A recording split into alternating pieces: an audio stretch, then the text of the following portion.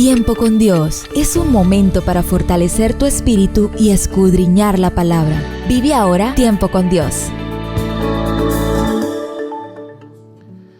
Familias lindas, qué grato volverlos a saludar. Ejecutivos, hombres de negocios, empresario, conductor de la buseta, campesino que va con su asadón a su labranza. Hay muchas personas que no llevan el televisor porque no pueden, pero sí llevan su radiecito transistor. Yo los saludo con mucho cariño porque este tiempo con Dios es para todos esos amables oyentes que se comunican con mucha constancia diciendo que les fascina Tiempo con Dios. Por eso empecemos Tiempo con Dios, porque el mensaje que viene esta semana es fantástico. Vamos a hablar del pobre de Nazaret. Óigame. Como introducción tenemos la carta del apóstol Pablo a los Filipenses, capítulo 2, versículo 8 y 9. Dice la palabra: y estando en la condición de hombre, se humilló a sí mismo, haciéndose obediente hasta la muerte y muerte de cruz. Por lo cual Dios también le exaltó hasta lo sumo. Aleluya. Humildad. ¿Qué cosa es? Buena pregunta. Si usted desea probar algo interesante, pregúntele a diferentes personas una dimensión sobre la humildad. Ellos se detendrán a pensar, se rascarán la cabeza y probablemente tendrán dificultad para decir una clara definición. Pero ¿puede usted definir la humildad? ¿Es usted humilde? Si responde afirmativamente, ¿podría usted explicar por qué piensa que es humilde? ¿Su cónyuge también estaría de acuerdo en que usted es humilde? Ajá. Todos estamos llamados a ser humildes. Filipenses 2:3 leemos: nada hagáis por contienda o por vanagloria, antes bien con humildad, estimando cada uno a los demás como superiores a él mismo. Jesucristo es nuestro ejemplo de humildad, pero en la medida en que usted lee acerca de su vida, notará algo interesante.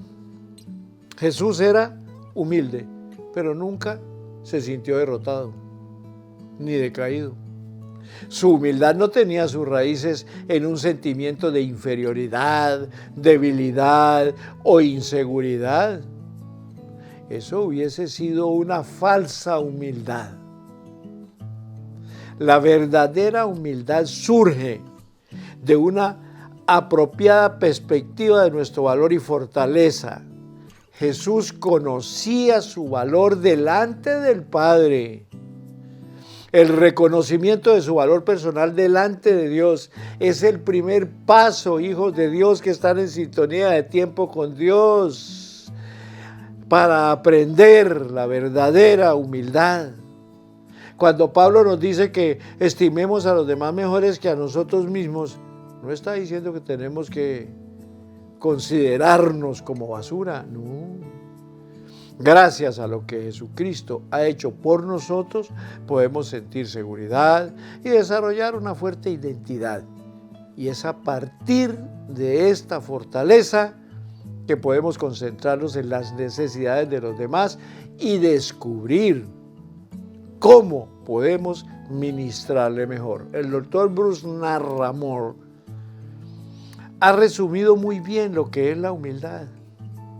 Él dice que la humildad tiene 3 elementos: reconocer que somos necesarios para Dios, evaluar de manera realista nuestras capacidades y estar dispuestos a servir. Esto es saludable. Esto es humildad. ¿Qué mejor lugar para reflexionar en ello que nuestra relación matrimonial? Que el Señor les bendiga. Bueno, mis amados, vamos a hablar del pobre de Nazaret. Jesús. Acabo de hacer una introducción que tiene que ver con eso. Humildad. Se humilló tanto, que en los tratados que vamos a tener esta semana van a comprender hasta dónde llegó su humildad. pero nunca se sintió menos que nadie, porque él tenía el respaldo del Padre Celestial. Entonces, comencemos esta historia. Había transcurrido aproximadamente 2 jornadas desde que salieron de Nazaret.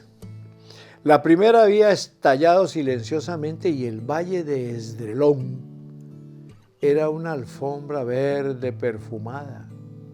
Entre cánticos y aleluyas, los peregrinos habían avanzado durante 2 días por una ruta bordeada por una explosión de arbustos, retama, enebro, mirto, jara, todo reventado en flor. Y teniendo siempre a la vista a lo largo del trayecto el macizo de Tabor. Familiares, vecinos y amigos de Nazaret, formando una compacta caravana, se habían congregado en un punto determinado de la aldea para compartir todos juntos en peregrinación hacia la ciudad santa. Y después de orar 2 salmos, habían partido, en efecto, alegremente como quien va a una fiesta, unos montados en sus jumentos, otros a pie, otros vestidos con sus típicos trajes de peregrinos, y calzando sandalias atadas con tiras de cuero y con suficientes provisiones para el viaje. La peregrinación duraba aproximadamente 4 jornadas y, jaloneando el camino, con bendiciones y cánticos, los peregrinos habían penetrado ya profundamente en la quebrada geografía de Samaria. El viaje ya no era una aventura peligrosa como en otros tiempos. Unos años antes, Arquelao había sido depuesto y por primera vez Roma había designado a un procurador. Los caminos estaban bien protegidos y defendidos contra los eventuales asaltos, cosa muy frecuente en aquella región. Estás en Tiempo con Dios, tu mejor momento. Bueno, continuemos con la historia, porque esto es interesante. Es lo que sucedió en la peregrinación hacia Jerusalén para la Pascua. Probablemente era la primera vez que Jesús subía en peregrinación a Jerusalén. Estaba para cumplir los 13 añitos, edad en que la ley consideraba al israelita como mayor de edad. Óigame.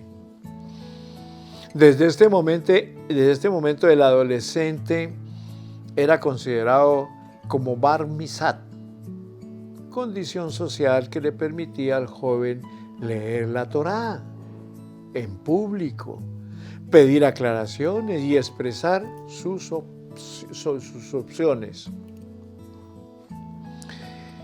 Por lo que luego sucedió en el templo, podemos conjeturar que el adolescente Jesús tenía para esta época altas experiencias espirituales, desproporcionadas para su edad y una profundidad probablemente desconocida hasta para sus propios padres, si tenemos en cuenta la manera como estos reaccionarían después en el templo. Un día sus padres, después de haber liderado entre sí, se decidieron a invitar al hijo a participar por primera vez en la peregrinación. No sabemos qué sucedió en su interior. Aves bulliciosas debieron alzar el vuelo en su alma juvenil. Sensible como era, sus cuerdas debieron entrar en una desusada vibración y seguramente vivió los días precedentes a la peregrinación en un alto voltaje emocional.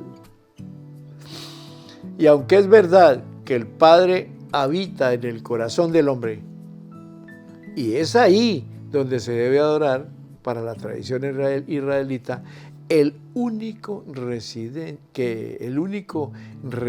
en el templo igual que antiguamente en el arca y por eso es necesario subir al templo de Jerusalén para adorarlo.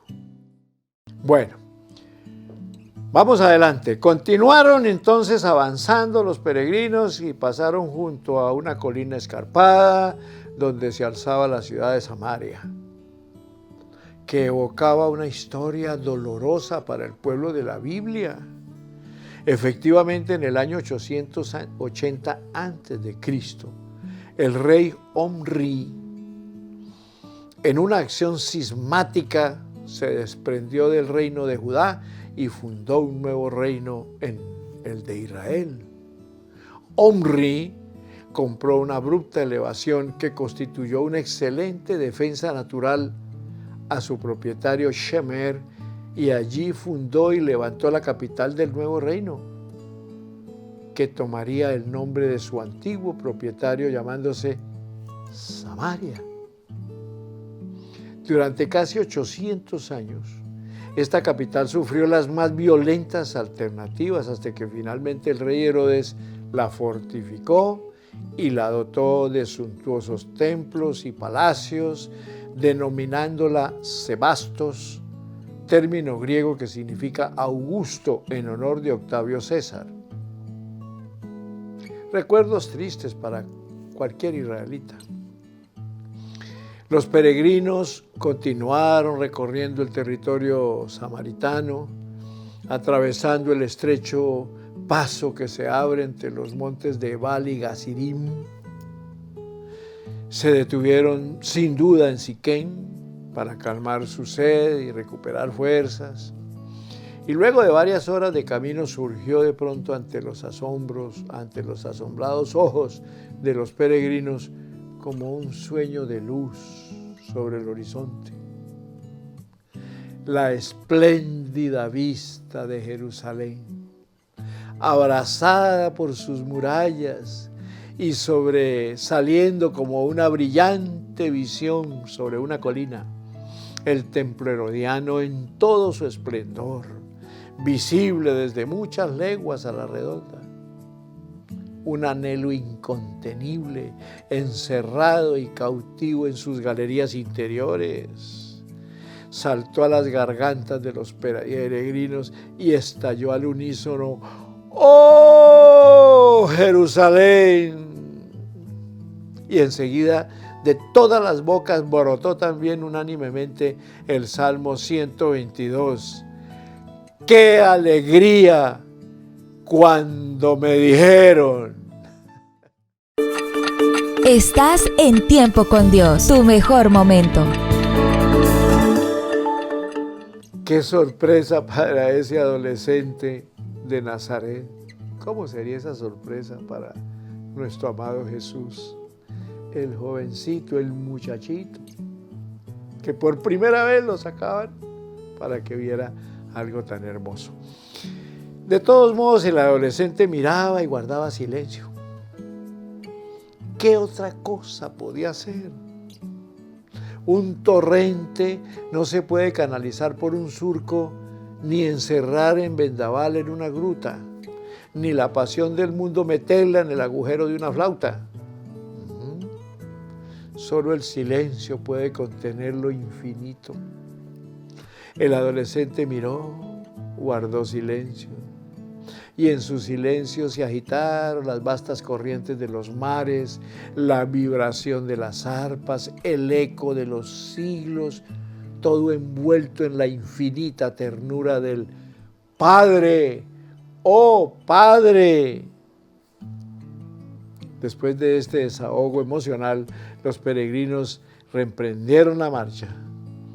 Descendieron por los bordes del monte hasta el arroyo Cedrón, que flanquea el monte de los Olivos, y subiendo por el collado Moriad, entraron en Jerusalén por una de las puertas de oriente, llegando a la piscina de Betesda, donde se lavaron, refrescaron y saciaron su sed. El adolescente debió vivir las solemnidades pascuales con su mirada más fijada hacia adentro que hacia afuera. Comenzaba a asomarse al balcón de la vida y como todo adolescente debió caminar de impacto al contemplar las ceremonias rituales y ver los corderos degollados, viendo desfilar a los oficiantes y observando cómo los levitas rociaban el altar con la sangre de los sacrificios y asaban luego la carne sacrificada. Seguramente era la primera vez que el adolescente presenciaba un ritual sacrificial tan solemne y pudo haber tenido frente a él dos reacciones distintas y hasta contrarias. En primer lugar, pudo haberlo vivido moviéndose al interior de la ceremonia con una hondura y novedad nunca experimentada por ningún otro. Si fue así, hijos de Dios que están en tiempo con Dios, jamás la materia y el espíritu habrían llegado a una tan alta fusión como en estos días. En segundo lugar, el adolescente pudo haber sentido horror y repugnancia por aquellos ritos en los que había tanta destrucción de seres vivientes y tanto inútil derramamiento de sangre. Si leemos atentamente los evangelios, comprobaremos que Jesús es un hombre de una excepcional sensibilidad. Por los detalles descriptivos de las parábolas podemos deducir que quien se expresa con tanta vivacidad ha debido tratar con mucha simpatía y ternura a los corderos, los gorriones, los trigales y a toda criatura viviente. En ese orden de esta hermosa historia de la peregrinación por primera vez de nuestro amado Jesús, siendo un adolescente, si ese fue el talante de la personalidad de Jesús, ¿no habría sido más bien negativa su primera impresión de los sacrificios rituales a sus 12 años? No nos consta, por ejemplo, que Jesús hubiera asistido a un culto sacrificial en los días de la evangelización. Pocas veces acude al templo y cuando lo hace no es para ofrecer sacrificios, sino para el ministerio de la palabra, para orar. No se dirigiría al templo ni a la sinagoga, sino a los cerros solitarios. Tampoco nos consta que hubiera llevado alguna vez a sus discípulos a participar en la liturgia del templo, ni que se lo recomienden. Por esta y otras circunstancias similares, bien podríamos concluir que las primeras impresiones de Jesús en el templo podrían no haber sido muy positivas. Por eso veamos el drama de este adolescente. Pero debió haber mucho más. Algo importante debió suceder por esos días en el mundo interior del adolescente. Crecía en las expectativas divinas y humanas. Lucas capítulo 2, versículo 40 lo manifiesta. Jesús estaba comenzando a atravesar la etapa de la adolescencia, quizá con una madurez prematura, lo que cabría deducir por su actitud de autonomía al quedarse en el templo sin pedir autorización a sus padres. Ya sabemos qué cosa es la adolescencia. Algo agitado, vientos que golpean, impresiones que desconciertan, en fin, la travesía de un remolino. Un día Jesús escalará las altas cumbres donde duermen las tempestades, pero hoy siente en sus horizontes vacilantes e incertidumbres a dónde debe dirigir sus pasos, qué rumbos y qué destino tiene marcados el Padre para él. ¿Qué hacer ahora mismo? Estás en Tiempo con Dios, tu mejor momento. Familias lindas, concluimos por el día de hoy. Todo esto es una introducción nada más de lo que tiene que ver con el pobre de Nazaret, que lo veremos durante toda esta semana. Entonces, teniendo presente la escena que vamos a analizar, el hecho de quedarse en el templo, bien podríamos concluir que en estos días debieron ocurrir en las profundidades del adolescente grandes novedades, fuertes experiencias espirituales, misteriosas fuerzas debieron agitarse, no escenas de perplejidades y sobresaltos. Además de verdadero Dios, Jesús era también verdadero hombre. Y todo adolescente es eso: inseguridad, búsqueda, inestabilidad.